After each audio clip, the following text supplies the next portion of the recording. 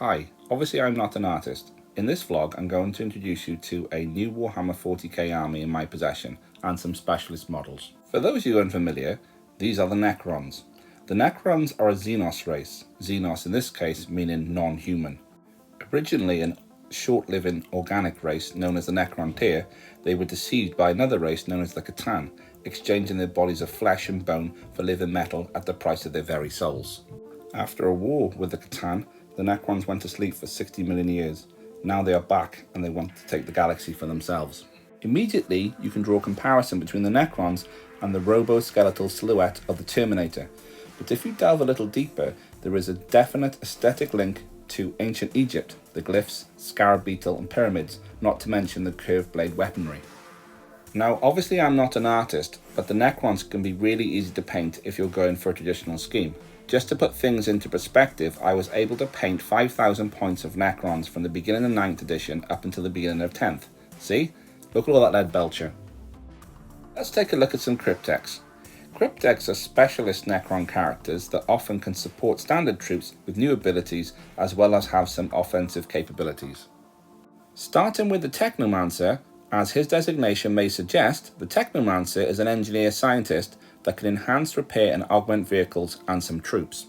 This is a great pose as the Technomancer is mounted on a Cryptek construct, surfing it into battle, clutching his very Egyptian-looking staff of light with Canoptic cloak flowing behind.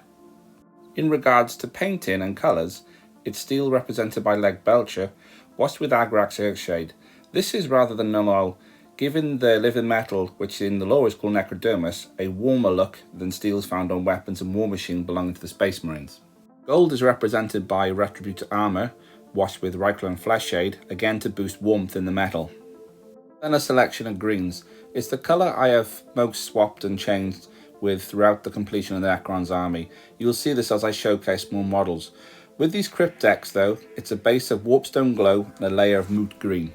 The Canoptic construct that looks like a small Canoptic spider, I'll display in them in further videos, along with the blade of the Technomancer's staff, is painted with Black Templar contrast paint. Black Templar has a slight green hue to it, which I felt is in keeping with the scheme. Moving on to another Technomancer, but also a named character, this is Illuminor Xeris, who is detailed as a ghoulish bioscientist.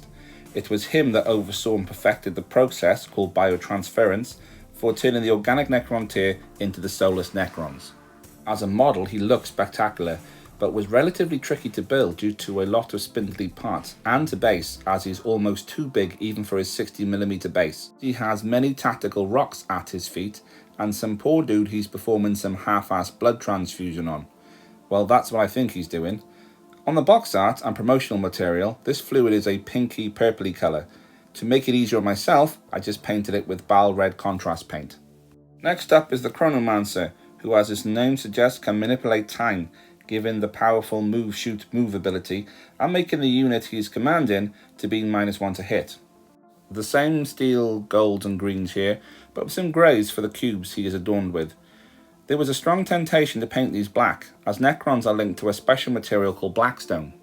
Blackstone, which is naturally black, has a blue hue to it also, and is frequently blue-edged highlight. You'll see shortly why this doesn't work. The sculpt is unique in that the lower body consists of metallic tentacles. The last Cryptek is the Plasmancer. While he is the last here in this video today, he was the first I painted when the Indominus box set was released. The model is very quirky, especially with his dainty pointing finger. More the issue is the choice of colours. As it's an earlier model, my understanding of colour theory is not where it is today, as I incorporated blue into the Necron's palette, and as we all know, blue and green should never be seen. Excuse me, I'm not sure what happened to my voice then. I don't think there would be any hardship to repaint this model. That being said, I'm sure the time could be spent on more plain models. Before I wrap this up, I should mention that there is one more different type of Cryptek, and that is the Psychomancer. This model leans hard into the terror aspect of the Necrons, debuffing leadership values and causes enemy to take battle shock tests.